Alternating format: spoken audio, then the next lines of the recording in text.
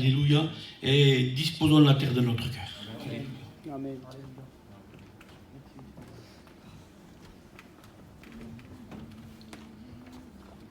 Merci Seigneur. Alléluia. Avant de commencer, j'aimerais qu'on prie pour moi. J'aimerais demander au Samuel et au David. Après, on rentrera dans le message. Ma vie t'adore. Tends tes mains, Seigneur, tu te la grâce. Nous comptons sur ta grâce, Seigneur. Amen. Sur ta personne, que le Saint-Esprit soit à l'œuvre. Sois béni, Seigneur. Seigneur, mon frère a besoin de toi, mon qui a besoin de toi, Seigneur. Seigneur, Ta parole est bénie, mais lui il a besoin de l'onction de Dieu. Mais bénis-le. Que je sois ce canal de bénédiction, Seigneur, qui puisse, Seigneur, parler librement au nom de Jésus, afin que ta parole puisse tomber dans de la bonne terre. Seigneur, bénis au nom de Jésus, et à toi revient toute la gloire. Amen. Se rendre dans la gloire, Jésus-Christ. Et dans ce cas, demander au qui, Seigneur, c'est pas pour le faire, Seigneur. Il est conscient, et nous sommes conscients et conscientes, Seigneur, que sans toi, nous ne pouvons rien faire. Alors ton serviteur veut se placer devant toi, il s'est placé déjà devant toi, mais il a besoin de toi dans cette Gloire après-midi. à Dieu. Il était question d'eau, il était question de cœur, question d'aride, de sécheresse, Seigneur, de sec, de besoin, de nécessité. Nous sommes devant toi, Seigneur. Comme a dit Samuel, nous ne pouvons rien, mais toi tu es le Tout-Puissant. Gloire à Seigneur. Dieu.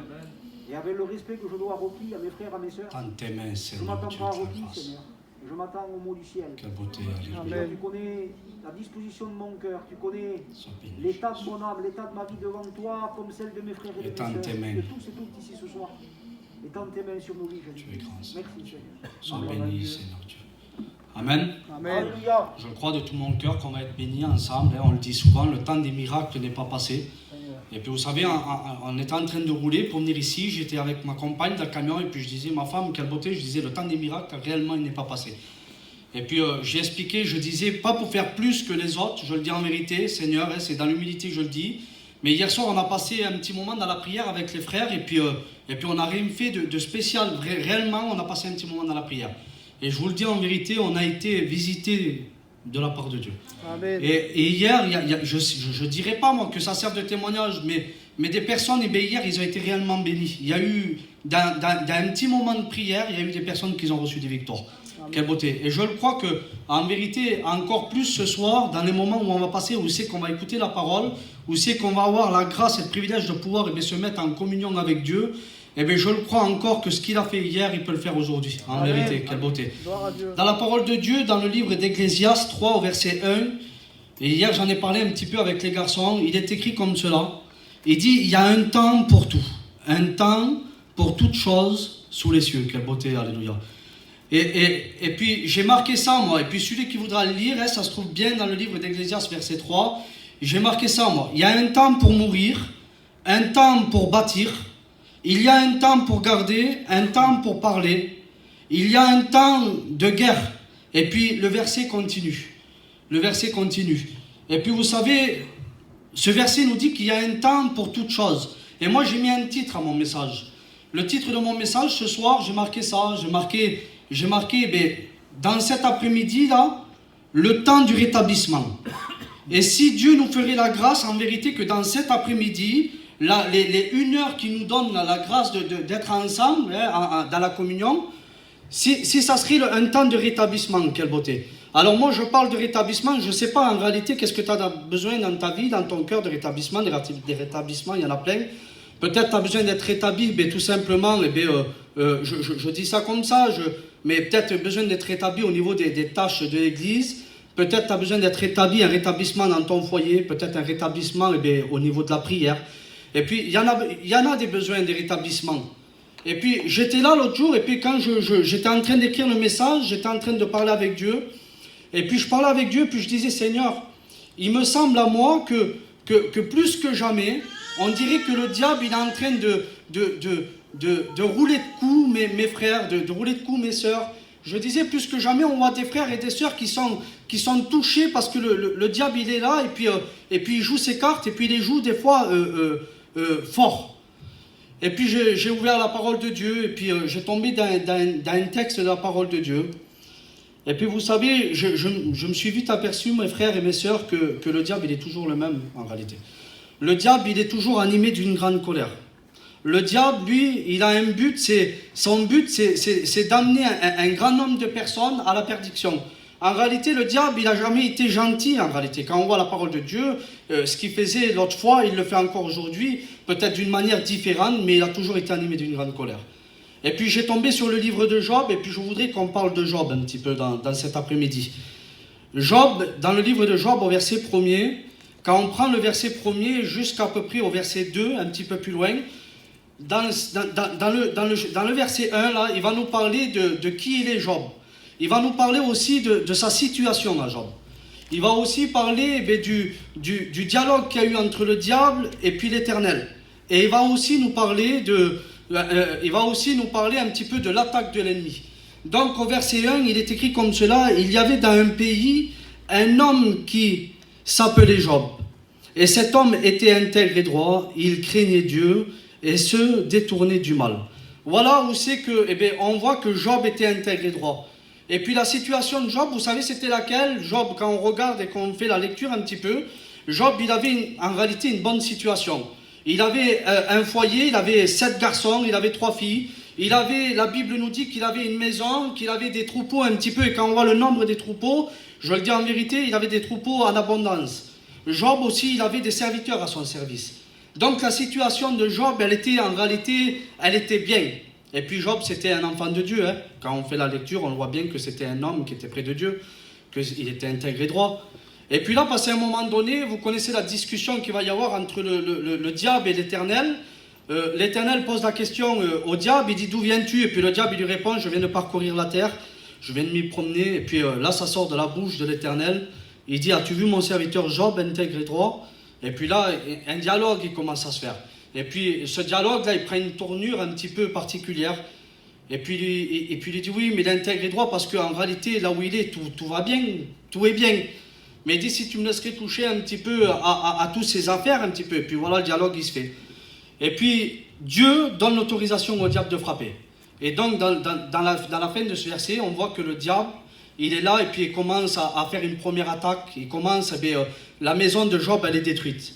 On voit que les enfants de Job, ils sont à l'intérieur, tous les enfants meurent. On voit aussi que tout le troupeau de Job, il est touché. Et puis malgré cela, on voit un homme qui reste intègre et droit. Quelle beauté, alléluia. Un homme qui est près de Dieu.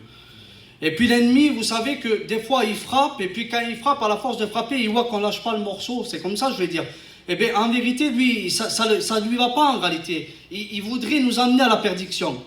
Et puis il y a un deuxième dialogue qui se fait avec l'Éternel, et puis Dieu lui redonne encore l'autorisation de frapper. Et puis on voit la deuxième attaque, il frappe Job de sa propre personne, de la maladie. Et puis à ce moment-là, on voit un homme qui est réellement attaqué, je le dis en vérité, mais un homme qui est intègre et droit, qui ne lâche pas la main de Dieu.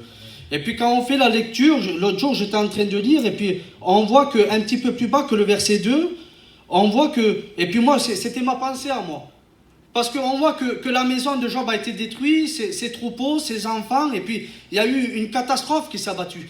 Mais quand on fait la lecture, on voit qu'il reste encore sa compagne. Et puis moi je me disais sûrement que, bien sûr que Job il s'appuie sur Jésus. Bien sûr qu'il s'appuie sur Dieu. Ça, il n'y a pas de souci. Mais là, il y a sa compagne. Et puis je me suis dit peut-être que Job, il a voulu aussi un petit peu s'appuyer sur sa compagne. Mais quand on fait la lecture ensemble, et on va le voir, regardez qu'est-ce que la femme de Job lui dit. Sa femme lui dit: tu demeures ferme dans ton intégrité. Maudis ton Dieu et meurs. Et puis quand je vois le passage, l'autre jour, je me suis dit, on pourrait penser, on pourrait dire qu'en réalité, la femme de Job, c'était une femme méchante, c'était une femme qui ne faisait pas la volonté de Dieu. Mais j'ai rentré en réflexion moi-même, et puis je me suis dit: Seigneur, comme Job, il a été touché par l'épreuve, et bien cette femme-là aussi a été touchée par l'épreuve. Et puis donc, des fois, combien de fois, nous, on voudrait qu'il y a certaines épreuves, on voudrait qu'on s'appuie sur Jésus, mais comme notre compagne ou notre compagnon, elle est dans le même foyer que nous, on voudrait s'appuyer, mais comme l'épreuve, elle nous frappe à nous, le diable, il frappe à elle, ou il frappe à lui, je vous le dis en vérité. Et puis des fois, le réconfort, et sûrement le réconfort, il vient de Jésus. C'est pour ça, c'est pas qu'il y a une femme méchante ou un homme méchant souvent au foyer. C'est un homme ou une femme aussi qui est atteint par les coups que le diable, il envoie. Je le dis en vérité qu'il faut faire attention à l'ennemi. Il est rusé, il est fin. Et puis, je regardais ça, et puis, alors donc, on voit que Job, il n'a pas pu s'appuyer sur sa compagne. Et puis, quand on continue la lecture, un petit peu plus bas, la rumeur, elle s'est propagée. Vous savez, tout à l'heure, j'étais là, puis j'étais en train de réfléchir, et je disais ça, moi. Pourtant, on est à Saint-Giron ici. Et puis, quand il y a un foyer qui est proche de Dieu, qu'il y a des bonnes choses qui se passent, même à 100 km ici, aux alentours, là, on est capable d'écouter, de dire, eh bien, t'as vu là-bas, ce qui paraît, le foyer comme ça, il a été réellement béni. Mais quand il y a des choses qui ne vont pas aussi à 100 km, on est capable d'écouter, de dire, t'as vu là-bas, ce qui paraît, ben, le foyer, là, comme ça, ça ne va pas alors. Parce que le diable, je vous le dis en vérité, qu'il est fin, et puis les rumeurs se propagent. Et puis pour Job, c'est ça qui s'est passé. La rumeur s'est propagée. Et puis on voit que 3 hommes, c'est 3 amis de Job, 3 frères de Job, quand ils entendent ce discours-là, ils sont touchés dans leur cœur. Et puis ils vont à la rencontre de Job. Et puis quand ils arrivent là-bas, qu'ils arrivent à la rencontre de Job, ils voient que Job, il est tellement touché, tellement attaqué, de la maladie tellement triste. Imaginez-vous que les amis, les frères je les appelle les frères moi, parce que c'est des frères en Christ, quand on voit la lecture, on fait la lecture, c'est des frères, tellement qu'ils voient que Job, il est atteint dans l'attaque que le diable a envoyée. Imaginez-vous que pendant 7 jours et 7 nuits, la Bible dit qu'ils ne s'approchent pas de lui. Pourtant, ils ont fait tout le trajet. Et puis quand ils arrivent là-bas, il est tellement touché qu'ils n'osent même pas s'approcher de Job. Et puis cet homme qui est intègre et droit là, vous savez, cet homme qui est intègre et droit, il va se passer quelque chose. Et c'est là que je voudrais en venir. C'est que au verset 3, on voit Job, il a un genou à terre. Vous savez, mes frères et mes sœurs, en vérité, que qu'on le veuille ou qu'on ne le veuille pas, quand on a un genou à terre, un petit peu, c'est en quelque sorte, c'est pas une habitude, mais c'est presque normal. Parce qu'on combat le diable, ça veut dire. Ça veut dire qu'on combat le bon combat, parce que l'ennemi ne veut pas qu'on aille jusqu'au bout, il ne veut pas qu'on aille au ciel, hein, en vérité. Hein. Et donc, quand on a un genou à terre, eh bien, c'est presque normal. Mais ce qui est normal aussi, c'est qu'on prenne une victoire en Jésus-Christ. Amen. Parce qu'on a un Dieu qui est plus puissant que le diable, en vérité. Et donc, eh bien, les amis, ils sont là, et puis Job, il est en train de se lamenter. Job, il est en train de se lamenter, et puis on va voir le premier verset, je ne vais pas lire tout. Job, il est en train de dire, après cela, Job ouvrit la bouche et maudit le jour de sa naissance. Il prit la parole et dit, périsse le jour où je suis né. Et quand on lit le texte en entier, on voit qu'il est en train carrément de se lamenter, il est en train de dire qu'il n'aurait jamais voulu que la lumière vienne dans les ténèbres. Il n'aurait jamais voulu qu'un jour qu'il vienne à la lumière. Il voulait rester, il est en train de parler avec Dieu, et puis il a ses raisons. Hein. C'est normal en vérité, il a été attaqué fortement. Et puis là, il y a un des frères de Job, et puis vous savez, j'étais en train de penser ça, moi, l'amour que Jésus a mis dans notre cœur, elle est plus forte que tout. Tout à l'heure, il en a parlé un petit peu, Samuel. Quand un frère de l'église, il est touché, on est concerné parce que c'est le corps de Christ. Et puis là, c'est ça qui se passe. C'est que les amis qui étaient venus, les frères là, de Job, là, ils sont concernés par l'état de Job. Ils sont touchés dans leur cœur. Et passé un moment donné, il y en a un qui s'approche comme ça, et puis il commence à dire, je sais que tu vas être en peine quand je vais ouvrir la bouche, que je vais te parler, je sais que tu vas être en peine. Mais il dit, comment moi je pourrais me taire devant une telle situation? Et puis là, il va parler avec lui. Il va parler. Il dit, et puis on va le lire ensemble. Il lui dit, tu as souvent enseigné les autres, tu as fortifié les mains languissantes, tes paroles ont relevé ceux qui chancelaient. Tu as affermi les genoux qui pliaient, et maintenant qu'il s'agit de toi, tu faiblis. Maintenant que tu atteins, tu te troubles. Ta crainte de Dieu n'est-elle pas ton soutien? Et puis, on voit que là, ces hommes-là, ils sont en train d'essayer à le relever. Et puis, combien de fois, je le dis en vérité, combien de fois que peut-être dans ta situation, où c'est que des frères et des sœurs, ils sont venus vers toi, ils ont voulu t'aider. Mais vous savez, j'étais en train de réfléchir, et puis c'est pas toujours facile d'aller... C'est quand on est saisi par l'esprit, qu'un mot sort, et bien, merci Seigneur, là, un mot peut tout changer. Mais des fois, on essaye de faire notre possible devant Dieu. Et puis, on est touché par une certaine situation, on vient, et puis on essaye de parler d'une manière ou d'une autre, pour essayer à relever les personnes, et puis qu'ils repartent. Et c'est ce qui est en train de se passer. Et quand on fait la lecture, du verset 4 jusqu'au verset 42, mes frères et sœurs, jusqu'au verset 42, il y a une discussion qui est en train de se faire. Et puis les amis qui sont là, les trois frères là, de Job, ils sont là, ils sont en train de discuter avec, et puis ils sont en train de lui rappeler les souvenirs, et puis Job, il a des arguments qui sont un petit peu, qui sont là et qui sont réels, hein, parce que la maison a bien été détruite, ses enfants ils sont morts, ses troupeaux aussi, et puis donc il y a des arguments qui sont vrais, comme toi peut-être. Peut-être que tu as des choses dans ton cœur qui sont vraies, des choses qui t'ont fait mal. Peut-être que si on viendrait discuter avec toi, tu pourrais dire oui, mais tu comprends, il se passe ça, il se passe ça. Et puis en réalité, il y a des vérités où c'est que le diable il frappe et puis que ça fait mal. Et puis une discussion elle est en train de se faire là, jusqu'à la page 42, imaginez-vous. Et il va se passer quelque chose qui est merveilleux. il va se passer quelque chose qui est merveilleux. Vous savez qu'est-ce qui va se passer? C'est qu'à la force de parler, un mot, des 3 frères là, un mot, il va tomber dans le cœur de Job. Et Job, tout de suite, dans le verset 42, il reconnaît la grandeur de Dieu. Il reconnaît, et quand on fait la lecture un petit peu plus loin jusqu'au verset 10, il y a marqué que l'Éternel rétablit Job dans son premier état. Quelle beauté. Et puis il y a un verset qui dit, souviens-toi d'où tu es tombé. Souviens-toi d'où tu es tombé. Et puis là, Job, en réalité, à la force de parler avec ses amis, que le Saint-Esprit sûrement qui venait lui rappeler, puis qu'il appuyait, il s'en rappelait en réalité qu'il était un homme intègre et droit. Et là, je le dis en vérité, que Job fut rétabli tout de suite. Et vous savez qu'est-ce qu'il a fallu qu'il fasse, Job, pour être rétabli? Quand on fait la lecture, il a fallu qu'il crie à l'Éternel. Et je voudrais, et puis je vais m'arrêter là, je voudrais te pousser à ça, moi. Si dans ce petit moment qu'on a là, si ça serait un moment de rétablissement, quelle beauté. Alors je ne sais pas moi ta demande, mais je sais que le temps des miracles n'est pas passé. Je le dis en vérité. Je sais que, comme il l'a fait à Job, qu'il a rétabli Job, je sais qu'il est capable de le faire aussi pour toi. Rétablir une situation de ton foyer, rétablir peut-être un renouvellement.